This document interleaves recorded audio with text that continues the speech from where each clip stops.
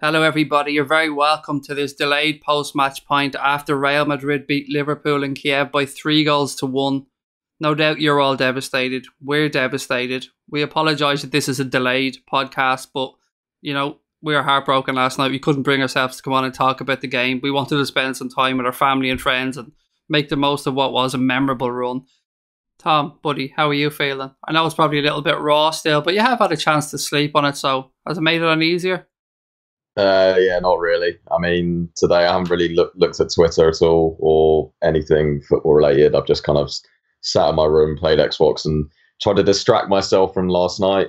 Obviously, very devastated, pretty gutted.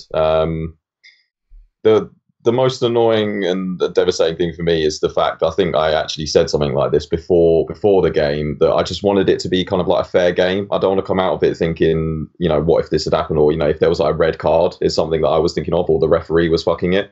Turns out we got our best player injured on 25 minutes, and then our keeper just decided to make some under 12 mistakes. And then you're sitting here thinking, what if Salah didn't go off, and what if Karius wasn't so shy?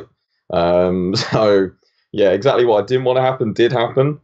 But then again, overall, it's still no shame to lose to Real Madrid. I feel like everyone can agree on that. It's no shame to lose to Real Madrid. It's just the way it happened. It's just kind of tainted it, really. And I'd really wish we'd have had our full strength team out there. Yeah, I echo those sentiments exactly, and we'll get stuck into the game in more detail in a couple of minutes. But Chris, you were lucky enough to be at Anfield for the screening of the game, surrounded by thousands of Reds. What was the atmosphere like there before kickoff, mate, and how did it get on as the game progressed? Well, I got into Liverpool city centre quite early in the day, and the atmosphere was just building from early. The place was rocking.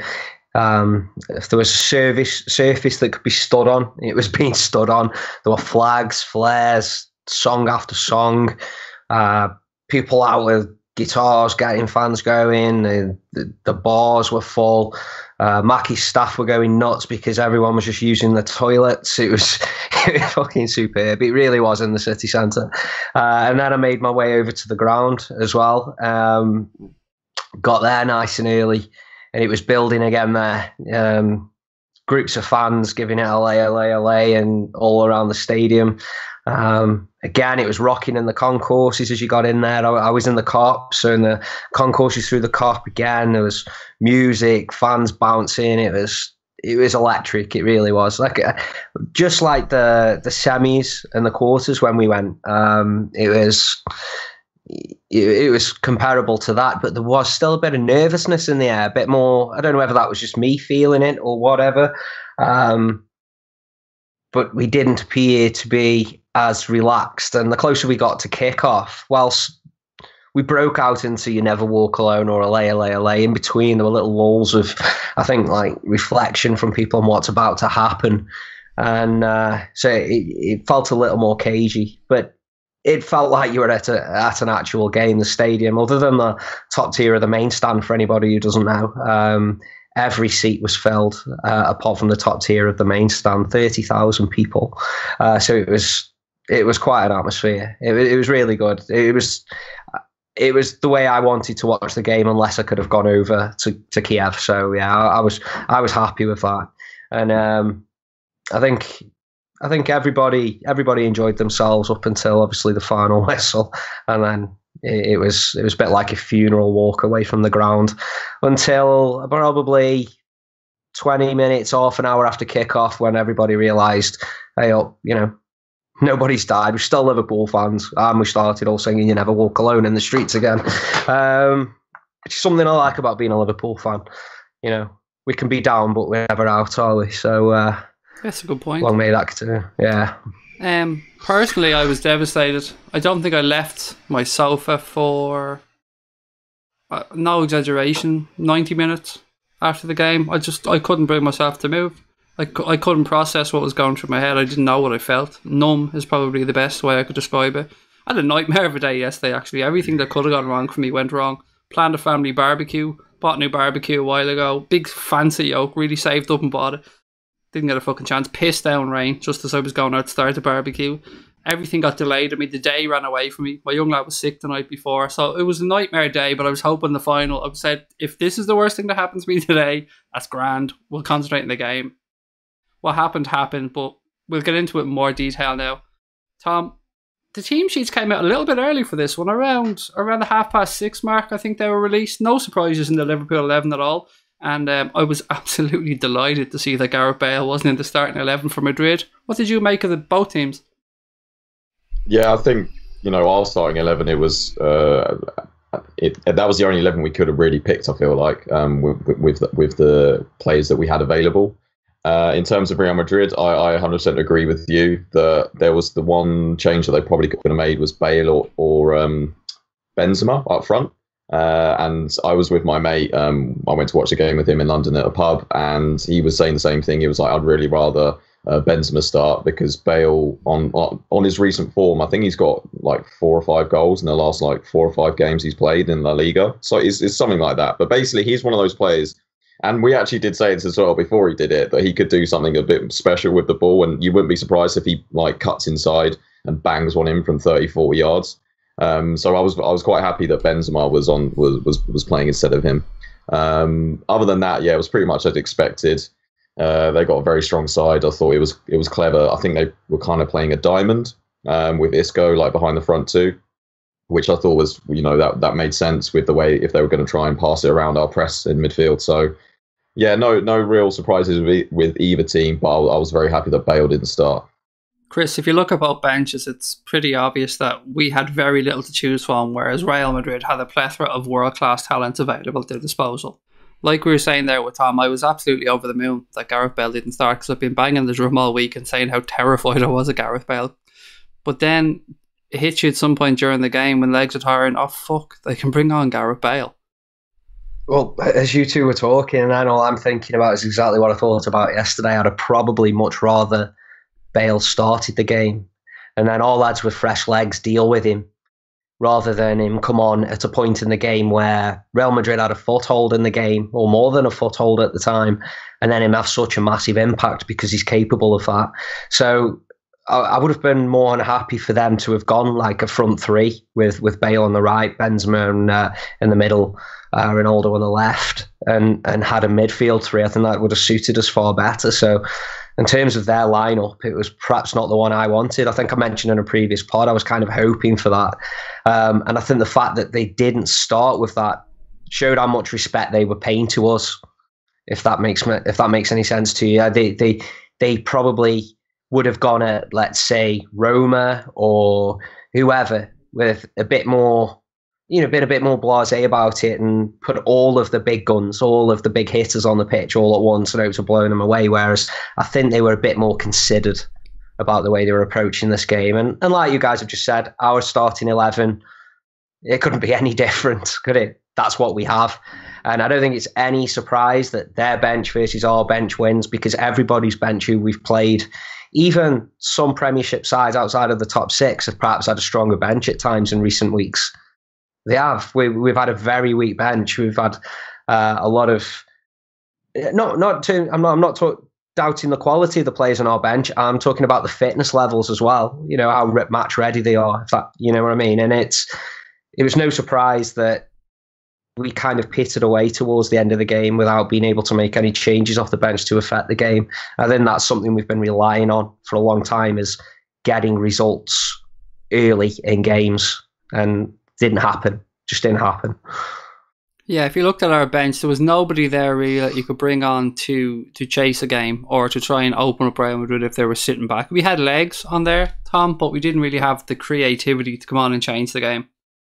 Yeah, and just to highlight again what Chris said, but I saw that bench, and they've got Asensio, Bale, Kovacic, and we've got the likes of Chan, Lallana, who've just come back from injury. Mignolet, Klein. It's still decent players relatively to our squad, but in terms of just that star quality, pretty much all the players I listed there for Real Madrid could potentially get in our starting 11. So yeah, it makes a huge difference, and we saw that during the end, towards the end of the game. Gents, I think it's only fair that we break this game up into 3 sections because that's pretty much how it panned out. So firstly, we'll talk about the opening 30 minutes. And Chris, I think we were the team on top for that opening 30 minutes. I was so pleased with how we started. The intensity was there. We looked sharp. We looked focused.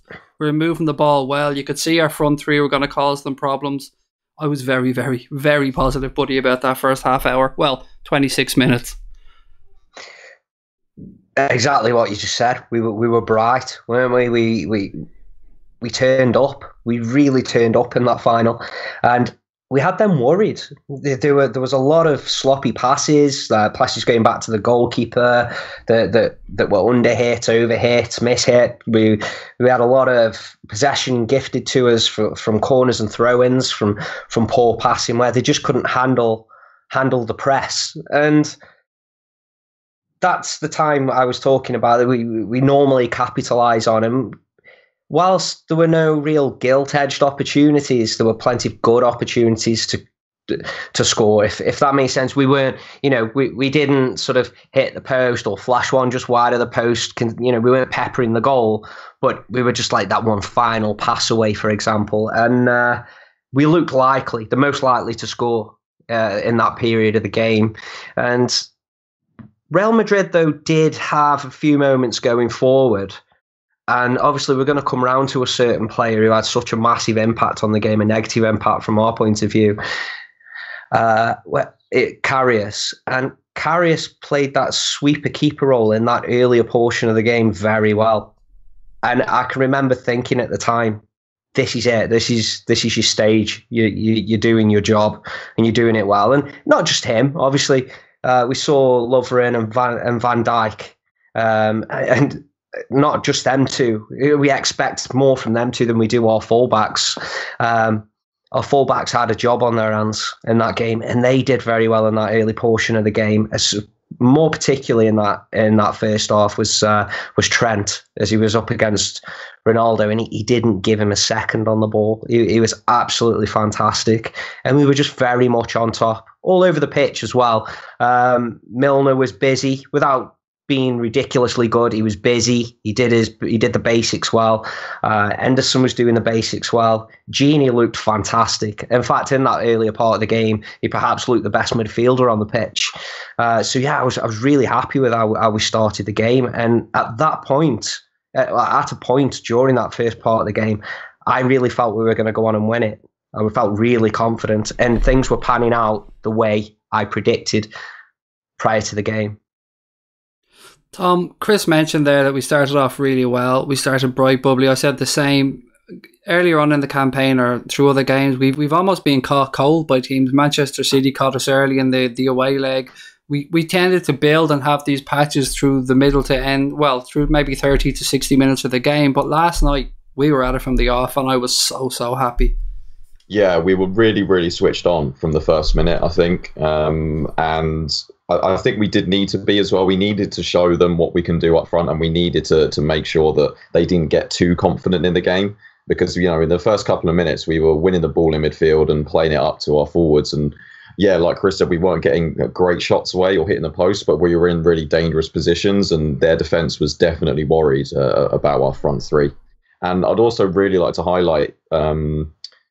Real Madrid, they're a class team. They're always going to get some chances, of course. But defensively, I thought we were absolutely fantastic. And the way that we pressed, sometimes if they'd had the ball quite a lot for a few minutes and they try and work it towards their forwards. But a lot of the time, we just didn't let that happen. So they might have got it to on the right wing or a right midfield position. And we'd press so well that they'd have to go all the way back to the keeper a couple of times or the centre-backs. And I thought we did that about 5 or 6 times in that first 20, 30 minutes.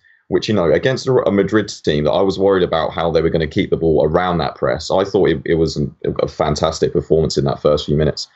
Yeah, like I said, the midfield did really well. Up front, I think we could have been a little bit, potentially made a few more clear-cut chances, but overall you couldn't really complain too much. And exactly like Chris said, I was about 25 minutes. I was thinking we could quite easily go on to win this now. Like, we're definitely the team on top here. We're gonna be making the big chances. And it seemed like a matter of time before we'd score. Unfortunately, it didn't turn out that way. But yeah, with that first part of the game, we were really, really good, and I was very happy with the way we started. Just touching on that press, exactly as you said, it was fantastic, but it was a different type of press, I feel, to some of the other games we played. We weren't needlessly harrying the full-backs with the ball. We weren't pushing right on them. It was almost like we said to ourselves, right, the halfway line, this is our zone, you're not getting past here. And once they came to the halfway line, the press came into effect, as you said, Tom, and 2-3 players manning up on them, and they just had to knock it back. And I will say, I have to give them credit. I was amazed by some of the intricate passes that Real Madrid were able to come up with, some of the one-touch pass, and it was really, really impressive. Yeah, same here. And, you know, they're always going to be keeping the ball for quite a few minutes at some points because they've just got that class. And I think it was pertinent, the fact that we weren't, you know, absolutely sprinting like headless chickens at them, because if our front three are doing that against the likes of Ramos, Varane, Marcelo and Carvajal, who are all fantastic defenders on the ball, then they're just going to get pinged about. Like they're just going to ping the ball around them, and it's going to be an absolute waste of energy and time. Whereas if they drop deep and let them come a little bit further and let our teammates, you know, help with the press and then work it slowly all the way back to them, then that was, you're right, it was a kind of different pressing rather than the gung-ho Gengen pressing that we've seen before, maybe against like smaller teams. It was much more controlled, but it came to pretty much the same result, and it really did nullify a lot of their kind of dangerous positions. So yeah, overall it was a really, really strong way to play against them and to start the game. It was very reminiscent of the City game, if you ask me, in that early part. We treated them pretty much the same. Like you say, it was a different kind of press. Rather than pressing high up the pitch and looking to turn possession over in the final third, we were quite happy to let them have the ball in front of us without leaving space in behind, and then pressing with two players once we'd concentrated the area that they found themselves in. So if it was Ronaldo on the right, there were two players pressing, one wins the ball, the other goes, and we saw a triangle of passing that always led to somebody being free on the ball, and it was usually Trent with the overlap. So the ball would move over, then Trent would move into that space, and it was really cleverly worked. And it happened that many times. I thought, that's no accident. That's been worked on in training. They've thought about that. And I think that's why we're coming to it, aren't we? The 25th minute where Salah goes off injured. I think that's why that broke down, because we had those players and that game plan and everything pinned on that working, and it was working to that point. Yeah, we've got to touch on it, don't we? We've got to talk about what you just touched on, Mohamed Salah getting injured. This is a tough topic to discuss because there's different viewpoints on this. Obviously, we have a Liverpool-centric viewpoint where we think that Sergio Ramos is the devil incarnate and he knew exactly what he was doing. Real Madrid fans were going to tell you it's a complete accident. So at times like this, I tend to try and look to a neutral's opinion as well as my own.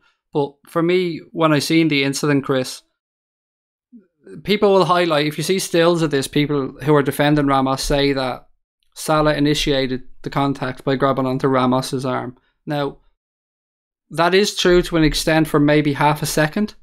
But after that, and from there on in, it was all Sergio Ramos. And as David Maddock rightly said in his Twitter post, and he probably wrote an article on it as well, but Sergio Ramos is so good at the dark arts. We spoke about it in podcasts coming up to the game. He's the master of them. There's nobody in the world better. There's nobody in the world better at winding people up and walking that tightrope.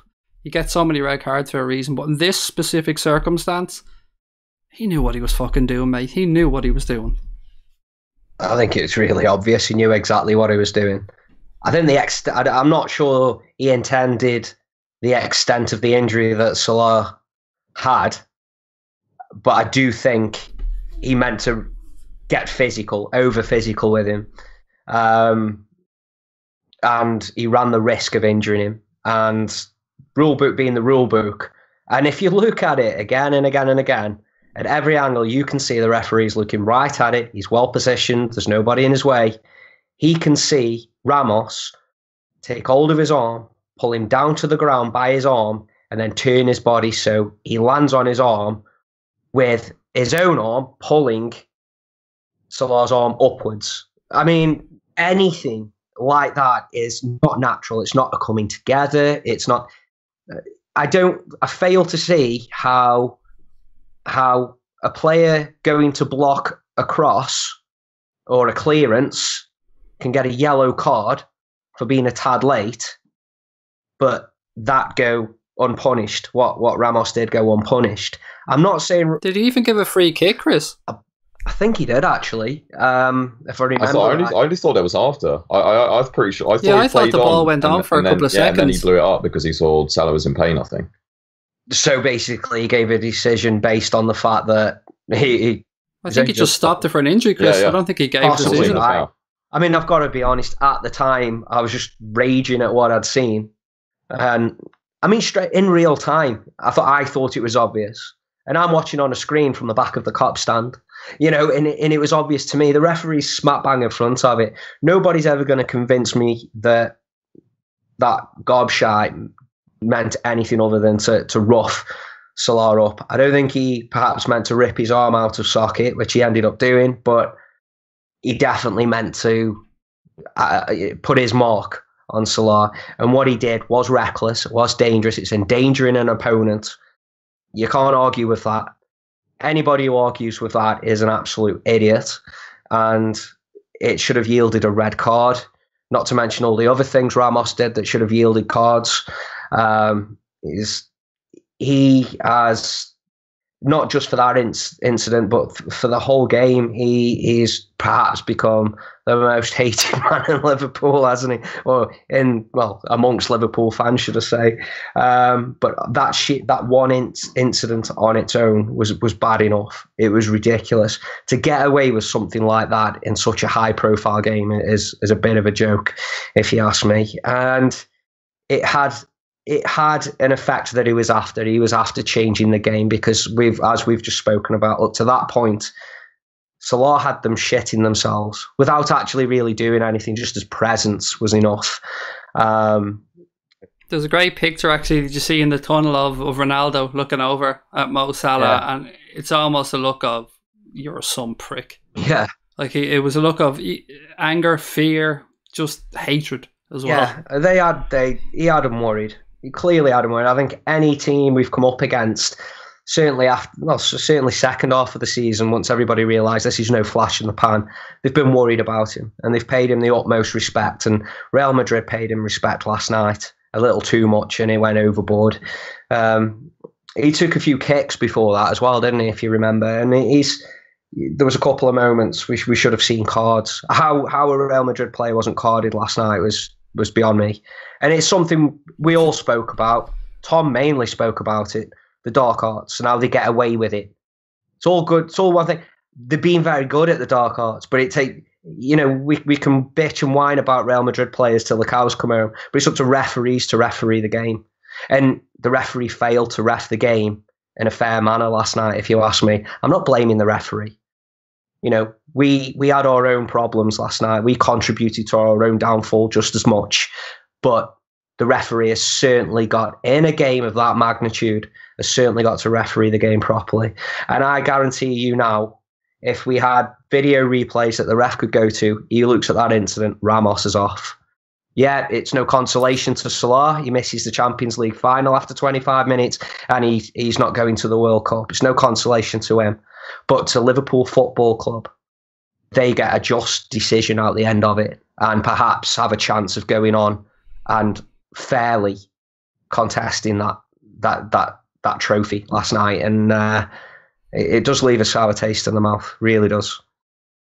Just touching on the World Cup, actually, Salah has come out today and tweeted that it looks positive. He's hopeful that he will make the World Cup. I think the Swedish sports minister came out with some nonsense about 2 weeks last night. Mohamed Salah will be back in 2 weeks. Lord only knows where he got that one from. But Tom, as Chris said, there's a massive difference between a defender letting a forward know he's there or giving him a little kick, just getting tight on him, pulling him down, and what Sergio Ramos did.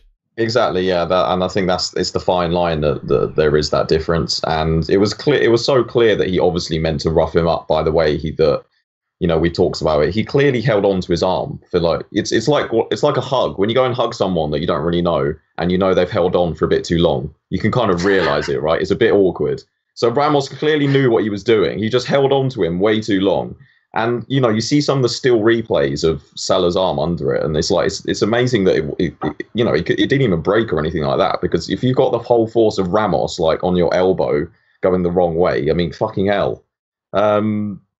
And yeah, and Chris said that I said it, and I'm just so pissed off that it had to come true. It's just like, oh, how was that not even a foul, and how did he not get a yellow card for the rest of the game? And we'll get on to the rest of the game later. I have a few more incidents for Mr. Ramos to touch on. I just feel bad, so bad for Salah, because you think there was that documentary about him a couple of weeks ago or last week or something, whenever, and he travelled for like 10 hours a day when he was like a teenager, just to get to his football club. He's worked so hard to get here. He was dropped by Chelsea. We all know the story about him. We all know what he's done this season. He's going for the biggest achievement of his life ever, probably this year in this game, and it gets so cruelly taken away from him by some absolute huge twatty knobhead who can't just keep himself to himself and play a fair game. And it's like, usually we're going to sound really bitter here, and rightly so, because we are, but it's just that the worst thing is that we know that he does it, and that's why I think we can say fairly that he is a dirty, cheating bastard. And it just has to be us, doesn't it? And it just fucking sucks. It just fucking sucks. And Ramos I don't know how he didn't get a yellow. I hope Salah's good. I hope Salah's good for the World Cup, because that'll be just the worst if he misses that as well. If there's one positive you can take out the situation, Mo Salah's never going to want to play for Real Madrid after that, is he? Never. Right. He's never going to want to go near Real Madrid. And it's probably no consolation to him, but clearly Mo Salah had a bigger impact on that game than Ronaldo as well, because Ronaldo was missing for most of it. And when Mo Salah went off, the game changed. And it's quite clear who the superstar is there. It's such a fucking shame that such a massive game had to have the best player right now in the world. And I do believe that, really do believe that, missing for 70 minutes. Such a shame. Not just for us as Liverpool fans, but for every neutral around the world also watching. It's such a fucking shame, all because of some knobhead and a referee who can't punish him. This is what I meant by the biggest achievement ever. So if he stays on the pitch, and if we do win that game, then he is well on for that Ballon d'Or, I think. I think he's probably the favourite if we go and win that game. So not only has he won the Champions League and potentially getting the Ballon d'Or, and then he's going into the World Cup with all that confidence. And he's worked so hard all his life for that, and then it's snatched away, and he only gets 20 minutes to show the world what he can do in a game of this magnitude. It's just like, that's just not fair on him. That's just really not fair on him. And yeah, it just sucks. It just sucks, and it just has to be Liverpool, doesn't it, in a final? And do you know what made it worse, gents? The fact that we thought he was okay.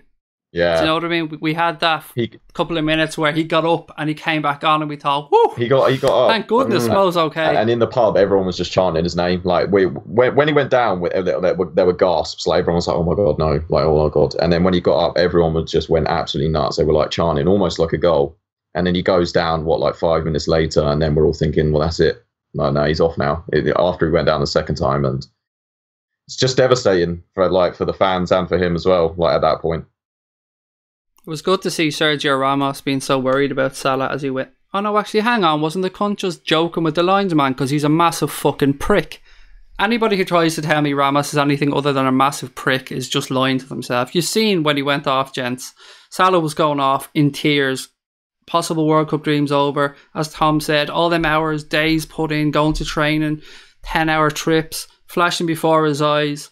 This was his moment. He'd built himself up. He had issues maybe around Ramadan. He had to put his religious beliefs to one side, or so much stuff. And for it to be just taken away from him like that was disgusting. Yes, it's more than unsportsmanlike behaviour. It's absolutely disgusting. Sky Sports ran with the narrative today, and it fucking disgusted me. Sergio Ramos, not Sergio Ramos apologises. No, Sergio Ramos sends his best wishes to Mohamed Salah or some fucking nonsense like that.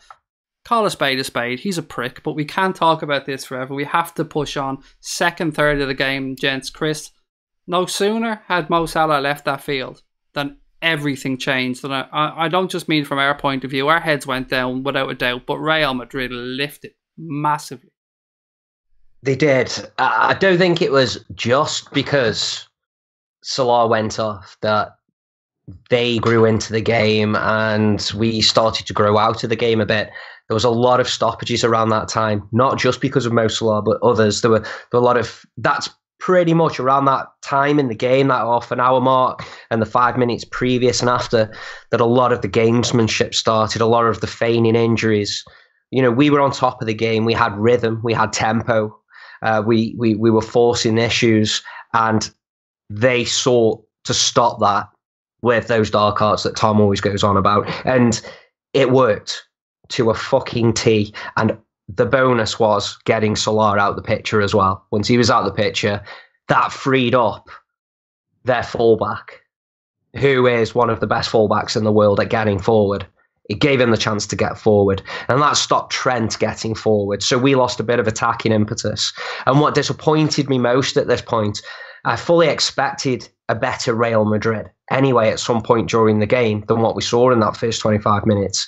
They have won the Champions League 3 times out of the previous 4 occasions, the game for their 3rd in a row, 4 and 5.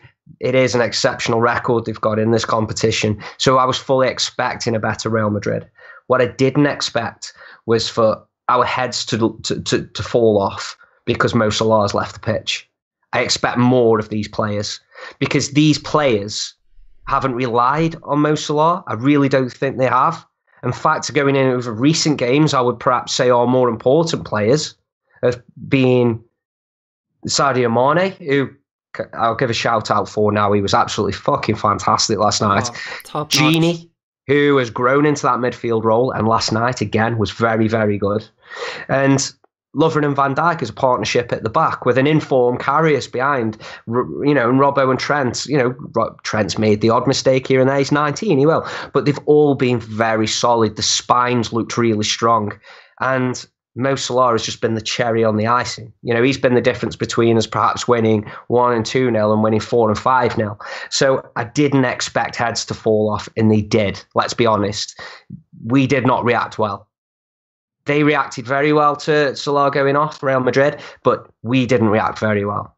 We limped into half time, let's be honest. And all I'm thinking of, just get to half time and let's hope that we get out in the second half with a bit more impetus. Because Lallana, whilst he's not the same goal threat as Salah, and yeah, he is a little, he's perhaps not completely match sharp. He's still a quality player. And we've still got enough on the pitch to hold possession, to press, to at least cause some problems, and not fold. And I think Klopp said himself, we just immediately dropped deep. We shit ourselves, and we shouldn't have done. Yeah, I agree with everything you've said. And Tom, Chris touched on it as well there. We limped into half time. I think you could sense it inside the stadium. I know I felt this way at home watching the game. I also tweeted at half-time to say exactly what Chris has said. This game has been very stop-start. We haven't had the chance to get a rhythm to have our 15, 20-minute period. If we can put that together in the second half, this game is ours for the taking.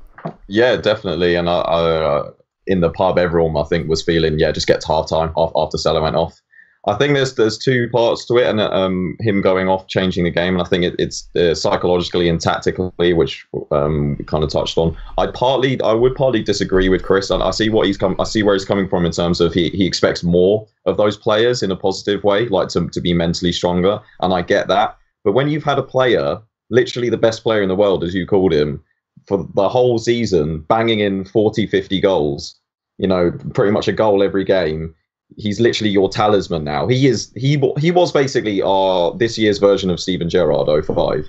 Basically, I think. Maybe not in leadership ways, but fully understand that. Fully understand that. But we have leaders on the pitch, don't we? Still, and he's not considered one of them, is he? And yet, you do expect a bit more from them. I'm not saying it shouldn't affect them. Of course, it's going to affect them, but they did seem to hide a little bit. I know, but I think this team, they're very young. Their average age is 25. Real Madrid. 4 Champions Leagues the last few years. I wouldn't expect it. I know I am disappointed that they went into their shell so much because, like you, I expect more from them. But I can't really blame them because he has literally been like godlike status this whole season. And then the other side of it is tactically. So obviously, like I said, best player. There's always a chance when he gets on the ball that we can score. Lallana comes on. I don't think he does badly, but I don't think he does fantastically either. Probably quite leggy. With him on that side, up front in that front 3 with Firmino, I think that's too many playmakers and not enough people to get in behind. So, with Salah on the pitch, you've got the playmaker Firmino and Mane, Salah getting in behind. That's fine. When the Lallana comes on, Firmino's got to be trying. One of them's got to be trying to get in behind, and they both can't drop back and get on the ball and try and be playmakers. And it just isn't as effective in our system, and I think that showed.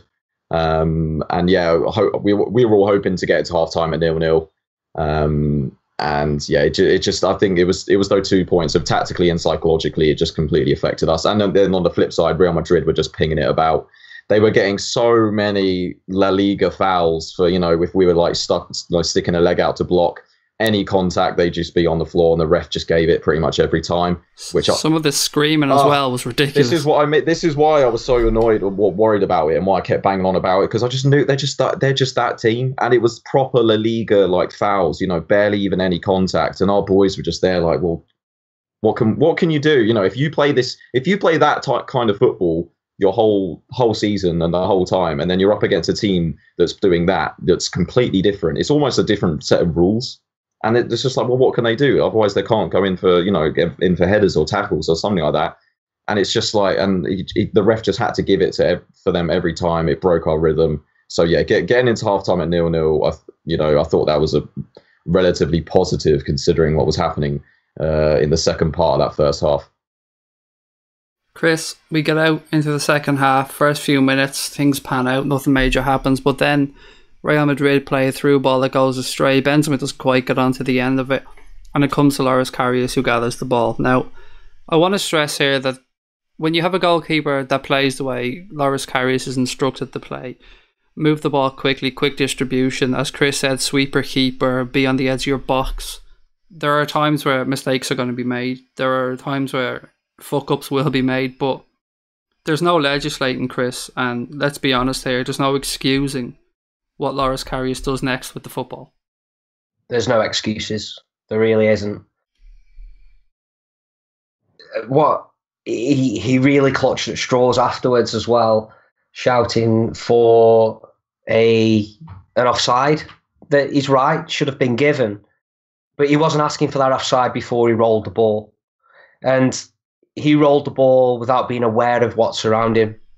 That didn't you call that under 12 mistake, Tom? You're dead right. It's the kind of thing that a Sunday League coach, not even in any, I'm talking lads and dads football, it's the kind of thing a Sunday League coach shouting at a 12-year-old goalkeeper, hold on to it, pick your pass, pick your moment, kick it, or, just little things like it. You grow up knowing, first just look around you. He's not in any rush. You can hold on to that ball for a few more seconds. It's not. There's no explanation for it. You can't defend it whatsoever. You really can't. The more frustrating thing is he was actually having a good game up to that point. And even more frustrating is we came out in that second half exactly the opposite of the kind of thing I was talking about during the end of the first half, where we went into our shell. We started coming out of a shell in the second half a little bit. It was a bit more of an even game, very 50-50. And it was a contest. And he put us on our back foot massively with what was an inexcusable mistake. There's no defending it. He might never do that again for the rest of his career. That is one of those freak mistakes that probably won't be repeated by him ever. And it was just touching on the specifics of the throw out there. The two options if he wanted to move that ball quickly. If I remember correctly, he had Andy Robertson to his left, who was a simple ball to, but he probably looked to his right and noticed there was a lot more space in the field there. Now, if he's going to throw that ball, the way to throw that ball quickly is, we've seen other keepers do it, is above his head. Raise his hands behind his head and throw it like a throw over Benzema into the space, no problem. But what he did, Tom, what he did was just... Now, actually, sorry, I got to pause this for a second.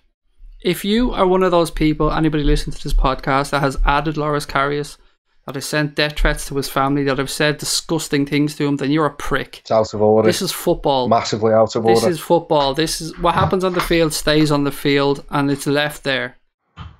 To add a player and tell him how shitty he is to fuck off out of your club, to threaten a man's family. This man is 24 years of age. Let's not forget his mother and father were sitting in those stands. And I can only imagine what they went through seeing their son unravel like that. And my heart goes out to them. But to to threaten a player, to threaten somebody of a club you follow, like, we're all angry at him. Of course we are. We all call them every name under the sun. Let's not hide. I call them a prick, a cunt, a useless bastard, everything I could think of. But in the privacy of my own home. No, I wasn't at them on Twitter telling them, get out of my club, you prick, or I'm going to come murder you, or fuck you and your girlfriend, or fuck you. That is disgusting behaviour. Yes. So sorry for cutting you off, Tom. I just wanted to get that across there, because I've seen Merseyside police have been contacted and they're investigating the incident. It's absolutely disgusting. There's no place for it in any sport or in society in general. Exactly. And can I just add to that? Sorry, Tom. Yeah. Oh, sorry. The game finished. Nobody sent them threats probably straight away either. You know, people have probably had time after that incident or even after the game before they sent him. Now, I know damn well I drove home after that match, came home and sat on the sofa, and looking across from me was my family. You know, I got up this morning and my 3-year-old daughter wanted a play fight. It was normality. You know, it was kicked shit over. They're still there. It kicked shit over.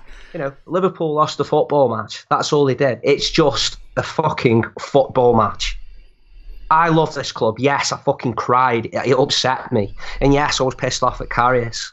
But I come home and life still went on. I'm still going to have to go to fucking work next week. I'm still going to have to do the shopping. I'm still going to have to pay the bills. You know, I'm still going to be telling my daughter off for drawing on the wallpaper. I don't know, but life goes on. You know, some things are far more important than a football match, and it's really not worth to stooping to those levels. To do that, to be a Liverpool fan and send a death threat to Karius makes you no better than the absolute arseholes who constantly give us fans shit over Hillsborough and Heysel. And I tell you what, if you want to be that level of fan, go fuck off and support Manchester United. We don't want you. Carry on, sorry. I'd say Manchester United probably don't fuck them on to me there, if I'm being honest. They probably wouldn't. So, I mean, I picked on Manchester United there. Just support anyone. Drop football. Go do something else. You're not welcome. Sorry, that's... Probably fit in lovely at Chelsea, though, if I'm being honest, because they're a bunch of pricks. Tom, we're talking about family and Karius here, and we will get into some mistakes, but just touching on Chris said family. I know Chris said he got up and he looked at his family and his daughter, and he played with his daughter. My wife was in bed, but when the game finished, she came down the stairs and she walked in and she just gave me a hug. She said absolutely nothing. She looked at my face, came and gave me a hug and went back to bed. I mean, to threaten a man's family, Tom, it's disgusting. Yeah, I know it is. And I think you've got to look at this in two ways. You've got to look at it as on the the performance level, which is what he does on the pitch, and that is absolutely fine. You can criticize and say what you want about that. That is your entitlement and your opinion. But then there's the human side of it, and as has already been said, this is a man, this is a human being, the biggest game of his life, and he's not going to be in a good place mentally now, and I'm worried that I don't think he'll be in a good place mentally for a very long time after this, because I'm going to blur the line here of what I just said, but again, both of those mistakes were genuinely embarrassing for us to make, and it made me embarrassed a little bit to say, we're an elite club, we're in the European final, we're going to win the Champions League, and we have a keeper that does those two mistakes in the biggest game in like club football, and that is just like I said, and make no mistake, Tom, they are linked, because the second one doesn't happen. Exactly. Exactly. I know we had a similar incident against Roma, but psychologically, the first incident caused the second incident. He was trying to be too safe. And that's what I mean. That's what I mean by mentally. I feel like after this game, I'm not sure how mentally stable he's going to be for a long time. We'll be able to perform, because sadly, this final will probably now be forever known as the Karius fucked up final. Particularly amongst Liverpool fans. I mean, I don't. I know I'm a pessimistic bastard, but I just can't help thinking past that. But threats to family, no place in the game, as we've already been said. In terms of like his future, I mean, Klopp has faith in the players, and we know Karius is a real favourite of his because he comes from pretty much the same village or area of Germany as Klopp does. But I mean, I'll put this question out. I mean, would you want Karius as your number one next season? I know it seems very reactionary. This is only the day after it's happened. I'm a miserable bastard. But, after the game, I was thinking I hope we bid for a keeper. I really hope we bid for a keeper. To answer that, I'll answer from a different perspective. I'll answer from how I believe the dressing room will respond to that. We've spoke about Van Dijk coming in and changing the whole back four, changing the mentality of that back four, because people around him have a belief in Van Dijk, and it's raised them all. I don't think there's any way this group of players can ever fully have confidence in Karius again. Exactly. Yes, and I don't think. I just don't see a way back from. I think he will have a career. Of course he will. He'll go on to be a professional footballer, and I hope he gets all the support he needs from the club and his teammates. But this is a ruthless business, and for me, I'll let Chris answer now. But for me, I just can't see a way back from. I've backed him massively recently, so I feel a bit let down by him. And I think the difference between a Karius and, I'm just going to pick on a great goalkeeper, let's say a Schmeichel, it's not just ability to keep goal, but it's ability to keep concentration and be confident in big must-win games, in massive games, and not let your head go. Because he comes out, he makes the goal small, he can catch a ball, he can punch a ball, he comes off his line brilliantly. In fact, we saw all of that before his first mistake last night. We saw a fucking good goalkeeper. I keep swearing, I'm sorry, but it's just... what I don't understand is why, when he's got the full confidence, and he has had the full confidence, we've seen that, of the players in front of him and of his manager, and he's also now getting the backing of the crowd. The crowd are starting to applaud the things he does. How something like that happens, and it is only down to a weak mentality. Is he a bad keeper? No. He's a very good keeper. Is he ready for this level of football that we are currently playing at and are looking to go further than? Yeah, I know you don't get further than a Champions League final other than winning it, but what I mean is we're looking now to challenge for these honours routinely. And I've got to say, on the evidence of him in big games, I don't think he's ready for that. Whether he stays at the club or not, I don't know. He could. I would like him to stay at the club, if I'm being honest. After that, he's got no right to go, I'm too good to sit on a bench anymore, has he? But there's clearly a good goalkeeper there. And if anybody wants to argue with me over that, I will argue till the cows come home. I've seen enough to suggest there's a good goalkeeper there.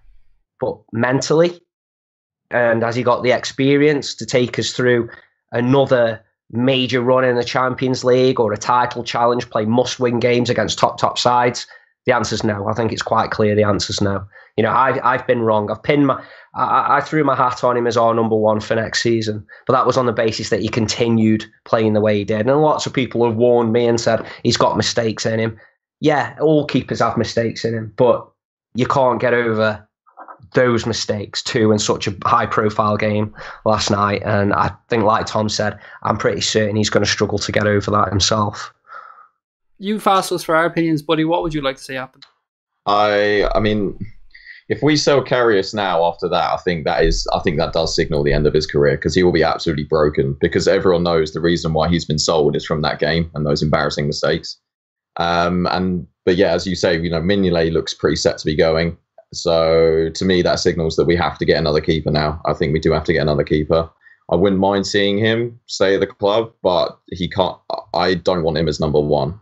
And the remit's changed, hasn't it? Basically, we've gone from a backup or competition to buying a number one, and the price for every number one goalkeeper that we could go for now was just shot up massively. Well, and the thing is, I have been a critic of him in the past, but I have warmed to him. I think about January, February time, I was very up for getting Alisson. I'm a huge Alisson fan, and I was absolutely fine with spending a shit ton of money on him, because I know he's the kind of player or keeper that could change the way we play almost, with the way he's so good on the ball.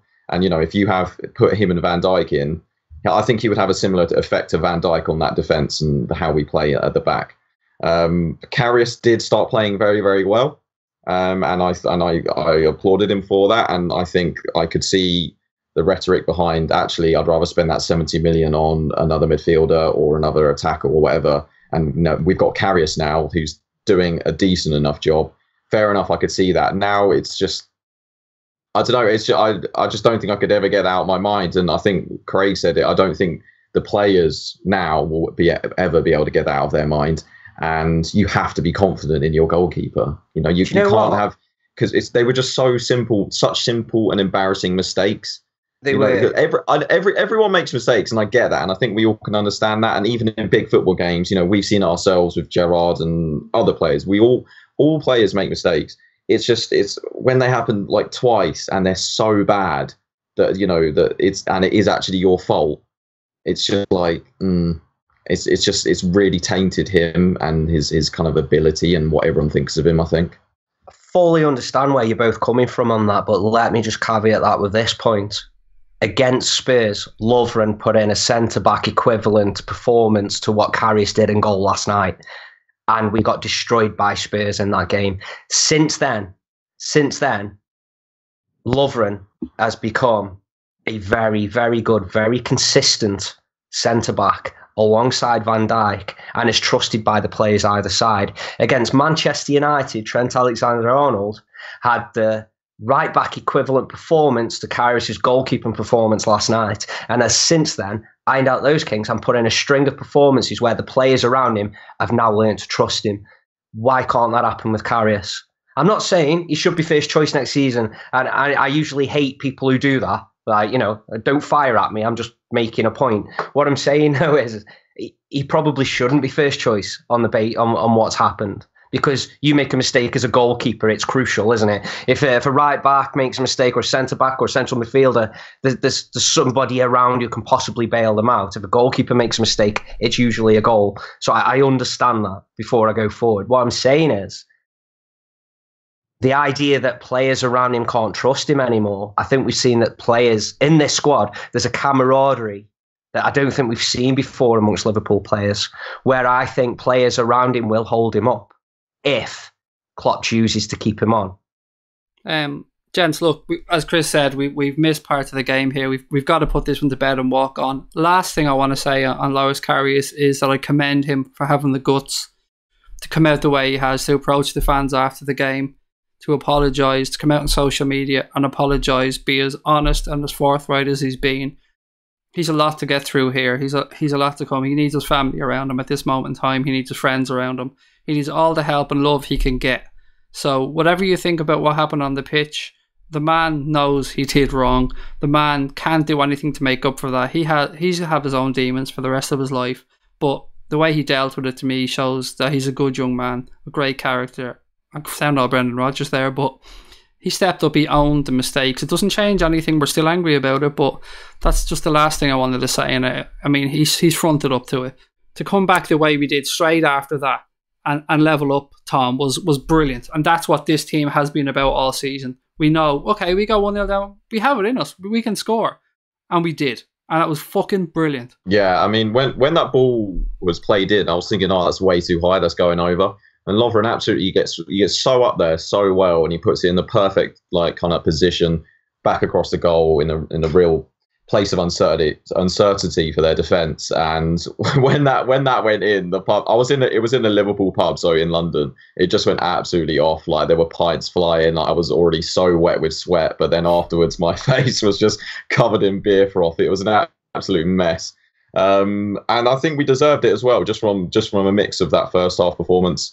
And you're right, and the reaction to such a big mistake, because especially against a team like Madrid, they don't give up the lead very easily. And when that went in and Salah had gone off injured, you're thinking this just isn't going to be our day.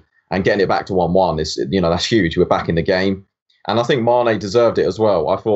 I know we've given shout outs to some players as well, but personally, I'd like to give shout outs overall for Lovren, who I think he set up this goal. He was imperious pretty much all game. This was probably his best game in a Liverpool shirt, I'd say.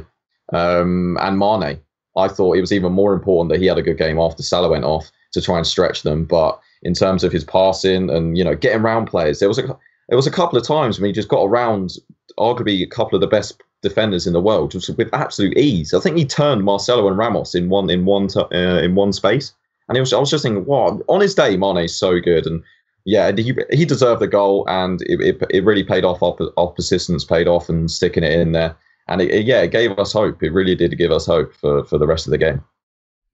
I tweeted as soon as we scored that goal, exactly what you said there almost, Tom. That goal is thanks to Dejan Lovren's determination and wanting that ball more than the Real Madrid defenders. He was magnificent in that situation. What was it like on the Kop, mate, when that went in? I can only imagine. It went absolutely ape shit. It really did. I mean, if it wasn't long after that goal, you imagine how deflated everybody was. It went really silent for a period of time. Obviously, then there was the usual rows of fans shouting, "Come on, Liverpool! Let's do it!" And all the normal stuff. But when that ball went in the net, the roof came off the place. I was wearing a baseball cap. I totally forgot I was wearing it. About 10 minutes later, somebody handed it back to me, saying, "I think this is yours, mate." And apparently it flew a couple of rows behind me. It just went off. It really did. It was fantastic. It was sheer elation all around the place. And Mane, he's scoring a lot of these poachers goals lately, isn't he? He got his position back as well, Chris, we have to say. Salah has taken his position on the right side of our front three. So when Salah went off, Mane got his favourite position back. He did. And he was great before that, but he was on fire afterwards. Well, he was everywhere anyway, was he? I don't know, there was a blade of grass he didn't cover. And I said at the beginning of this pod how important he's been to us recently. He's been on. And usually when we think about the front three, if we were to put them in order, we normally say, like, Mo Salahs are more important of the front three, then Bobby, then Mane. And I'm starting to think that Mane is becoming pretty much our most important player because he seems to link all 3/3 of the field. He's involved in everything, right from picking up the ball from Robbo, playing 1-2s. He finds his way through the middle. Then he's, like Tom just said, he's beating players for fun down the channels. He's jinking into the middle and creating opportunities or taking opportunities himself. He's getting in the box like a number 9 at times. He's like an all-action player. He plays right on the edge all the time, and that's what makes him so creative, because he's always pushing the boundaries of, there are times where he will try to go past the play when it doesn't look on, and I think that's why it catches so many defenders out. He never really takes the easy or the safe option, and then sometimes he will take the easy and safe option and just further confuse everybody. He's so unpredictable. That's what I like about him. But he seems to be adding a lot more quality in terms of his passing. He put out a few brilliant balls from the left out to the right when Trent was free earlier in the game as well. He linked up very well with Gini when Gini popped up out on the left position. There was some good triangle movement between Mane, Gini, and Robbo. He was just everywhere, and he really deserved that goal. And yeah, it was only a poacher's goal, but that's a good sign when all 3 of your front 3 can score goals like that. So it was brilliant, and I think he's becoming one of these players, one of these cult hero players at the club, which I really like as well. And it was superb, and it came just at the right time, because I think if we'd have stayed 1-0 down much longer, I think we'd have seen heads drop again. I agree. I agree with everything you've said there, particularly about the poacher's instinct. It's fantastic to see. Real Madrid didn't take too long then. Look, actually, we've skipped ahead in this podcast a little bit. We've gone all over the place. We've covered the third goal. We've covered the first goal. So I'm not going to go back and recover the third goal because I don't want to talk about it again. We also should say that Mane goes on to hit the post as well when we're 2-1 down. So he was brilliant all game, and you're absolutely spot on. But the moment that changed the game, Tom, came just after the hour mark when Zinedine Zidane made a substitution, brought on Gareth Bale, and he scored an absolute wonder goal, mate. Kids are going to go to bed dreaming about a moment that says everything that's beautiful about this game, what we all dream of. It's Roy the Rover stuff. A goal that could grace any final anywhere in the world. It was simply fucking magnificent. Yeah, and like you said, it was only a couple of minutes after he'd been on. The cross from Marcelo, it didn't even look like a great ball. It looked like something that our defenders could quite easily deal with. It wasn't an amazing height. It wasn't flashing across the face of goal. And he turned that into one of the goals, the best goals in the final ever. I think, I think that's definitely up there with that Zidane volley. And when you've got Zidane doing the hot handshake and, pursing his lips going, Jesus Christ, you've scored a good goal. Even Ronaldo was looking slightly jealous. And yeah, when that went in the pub, it was more just gasps of, like, wow, like that actually just happens. Like no one was that angry. Like it kind of, no one was like punching anyone or like smashing their pie down or getting really pissed off. They were just like, wow, like, because sometimes that's what you got to do. Like the Wanyama goal, no one expects him to turn into prime Stevie G and thump on in from 40 yards at about 100 miles an hour. And you'd probably say you could see Bale doing something like this, but it's just the way that he got up and the way he just dipped over Karius. It was just perfect. It was absolutely perfect. And sometimes you got to stand back and say fair play. And that's the thing. The other goals were mistakes, and we can get angry at the refs and Ramos, etc. But that goal, no one could be upset about with that goal, because that was just an insane piece of skill. And that was exactly what I was worried about with Gareth Bale starting. So yeah, it's pretty peak for us. Chris, earlier on, Tom spoke about this being maybe remembered as the Karius fuck-up final, but I'm so glad that Gareth Bale scored that type of goal. Not that he scored a goal, but that he scored that type of goal, and that's the narrative of this final was portrayed in the media as, and that's the moment that's been retweeted and watched and viewed, and kids are going to bed dreaming of, and Gareth Bale's going to be on the back of so many shirts. That's what it's about, mate. You just got to hold your hands up or applaud. Yeah, and modern day football, there's a bit of a blame culture in modern day football. If a goal scored, somebody has to be to blame. I've seen a few people trying to blame Karius, which is nice and easy considering he was at blame for the other 2 goals. He couldn't have done anything about that. Nobody could. And it's very rare you find a goal where you can't say, oh, we should have done better there, or they should have done better there. He should have picked him up. He should have stopped that, or this, that, and the other.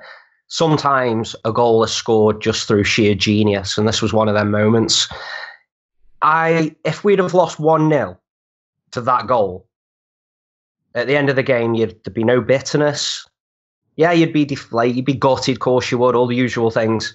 But there'd be no bitterness, there'd be no anger, there'd be nothing other than, well, if you're going to lose to a goal, that's the goal you lose to. It was out of this world. He turned an innocuous cross, which was behind him. It was going nowhere. Had he not pulled off what he pulled off, it had just been collected by Robbo on the left and would have been going forward. But he turned an innocuous, pretty average ball, hopeful ball into the box, into perhaps one of the best, perhaps like Tom said, one of the best goals the European Cup final's ever seen. So yeah, you got to hold your hands up. But I know if one instance changes earlier in a game, it doesn't necessarily mean that still happens, if you know what I mean. So, but the fact of the matter is that one genius, amazing, world-class dream goal by Bale, it's still only 1-1 without mistakes, isn't it? And that's why we feel so let down. Yes, it was a great goal, but it didn't actually win the final. It was our mistakes that won them the final. That's the shame. It's the shame for Bale as well. You know, if we take all Liverpool hats off and look at it from Bale's point of view, or a Real Madrid fan's point of view, or just a neutral's point of view, it's a shame that that goal wasn't the reason they won that game. Gents, we're running out of time. It's been a long pod, but just before we go, the future's bright for this football club. We're going to record the COP Council tomorrow. We're going to have a little, not look back over the season, but we're going to have a chat about the good things and the moments that we've had and about the future. But just briefly, it's been a fairly negative pod, and that's obviously going to happen after what we've been through. But Tom, this isn't the end, as we keep saying. This is only the beginning of a journey that is going to be fun. There's going to give us many moments like this season has, and it's good times, but it's not like maybe 2005 where we thought Stevie G going to go off. It's just the end of a dynasty, if you want to call it a dynasty, or a golden generation. There's many good times ahead, buddy. Yeah, and I think if you're going to be upset at a point in football with your football team, it's if you lose a Champions League final. You know, that's when you know you're in a pretty decent place as a fan. You could be supporting fucking Stoke or someone, and you could just hate Spurs, because Spurs fans came out of the woodwork for some reason, thinking they had a right to slag us off. And then I did see a tweet the other day saying it's fine for all the rest of the top six to be happy that we lost, but we've actually been, we've won more Champions Leagues than all of them put together. So yeah, they can all go fuck themselves. And you're right. The future is looking good, and it does feel this feels a bit different to, for example, 13-14, where again we nearly won something big, but the squad feels a lot stronger. Our best players don't seem to be looking to go on the move right now. Our manager is definitely a lot better nowadays, I think, and particularly in the transfer market. And if we make some signings that are half as good as the ones that we've made over the last 2 or 3 seasons, then our squad is going to be even better, even stronger, even more goals, even better defensively. So yeah, hopefully if we get some really, really good players this summer, then we're going to be in a very strong position next season. And I genuinely think if we make the right acquisitions, we can challenge for the title. I know City are looking to dominate this league for the next 4 or 5 years. And I wouldn't be surprised if they do that, because they do seem to be on another planet, but they're not undefeatable. You know, we beat them 3 times this season. And I think if we get better as well, then I think we can definitely challenge them for the league next season. So it's definitely looking bright for us, 100%. Chris, the bookies have us as second favourites for the league next year, behind Manchester City. Tom rightly said there, with some good purchases this summer, it can bring us to another level. But another thing that I believe can't be underplayed here is the value of continuity, and the value of the 2 or 3 years Klopp has had with this squad, moulding his squad, and the relationships built up by the players there and the understanding between them. It's massive. It's massive, and it doesn't need to go out the window, because what we do know is we don't need wholesale changes. I mean, we come onto this pod looking at last night's game, but last night's game was a bit of a snapshot of the second half of this season. You know, in the context of the second half of the season, last night's game showed up all of the worries that we all had. You know, we've got a goalkeeper that can make a mistake. We haven't got a bench that's sufficient enough to change games. If we lose one of our front 3, there's a drop-off, and we're going to struggle because it's going to affect our rhythm and our system and so on and so forth. So all of those worries all came to a head all in one game, and it happened to be the Champions League final. What we also do know from the back of that is, one, we've already addressed one of those issues to a point with another addition, with Naby Keita coming in. So he strengthens the midfield and strengthens our options. We will have some of the injured players back. We can also address not having sufficient cover off the bench for the front 3. And we can also address the goalkeeper issue. And so if you're looking at it in terms of those worries, and that being what we need to go forward, you're looking at 3 good signings, which we've got the pull of being a team back in the Champions League for consecutive seasons, one who's made the Champions League final, and but for a couple of silly mistakes could have very easily won it. We've got Jurgen Klopp. We've got our name, our history, our money, or, you know, all of these things we are capable of addressing. Our fans are the envy of most of the world, most of Europe, aren't they? Let's be honest. And those tales, what our players have experienced this season on that Champions League run, other players will want some of that. Guaranteed they will. And it's quite easy to address, and it's something we will address. And I do expect with that we would push on next season and close that gap with Man City and possibly challenge them. And yes, everybody's going to say, yeah, but Man City are going to improve. Well, Manchester United used to improve season on season on season in terms of signings, but they never kept increasing the number of goals they scored or the number of points they put on the board. That naturally ebbs and flows. So, you know, we may not see a more formidable Man City next season, but what I do think we'll see is a far better Liverpool, and I do think we can close that gap. I don't think we're going to see another 100-point season for Manchester City next year, Chris. Very similar to Mo Salah's 40-plus goals this season. He may not get them. You know, these things don't happen all the time, do they? They're incredible history-making feats. They don't happen all the time. What we need, though, is to make sure that we close that gap. And based on our form since after the Spurs game earlier this season, so you're talking a good 6 months form, we've been as good as Manchester City, and we've been better than most of the teams around us. We just need to go in with that, like you say, it's the continuity. We take that into next season with a few choice additions, no wholesale changes needed. Do you know what, gents? I think we're going to leave it there. As we've said before, guys, we're hurt, we're devastated, we're sure you guys are, but if you haven't seen Oliver Bond's video, which was taken, I believe, at 6 o'clock this morning with Jurgen Klopp, singing about the final and just showing positivity and being the leader and the charismatic man that he is, it's wonderful. It's a great video. Check out Oliver Bond's account. Have a look at the video. I think it's solid with 2.5 million views at this point already, but it fills me with hope. I know the two guys are filled with hope. As we've said time and time again on this podcast, this is not the end. This is only the beginning. So we'll move on from this one. Enjoy your summers. We're going to keep going through the summer. You're not going to get rid of us. Our voices are going to be here for the entire summer. I want to say a huge thank you to Tom and to Chris for coming on what's probably, gents, going to be the toughest podcast we ever record. So at least you can take solace in that one. It's not going to get any worse than this. We're going to have many, many memorable ones. But thank you to you guys for listening as well. We hope wherever you watch the game, you were with loved ones and friends and you enjoyed yourselves as much as you can, because that's what it's all about, these moments, creating these memories as fans. And this football club is the only football club in the world that does things like this. So keep that in mind. Move on. And as always, up the Reds.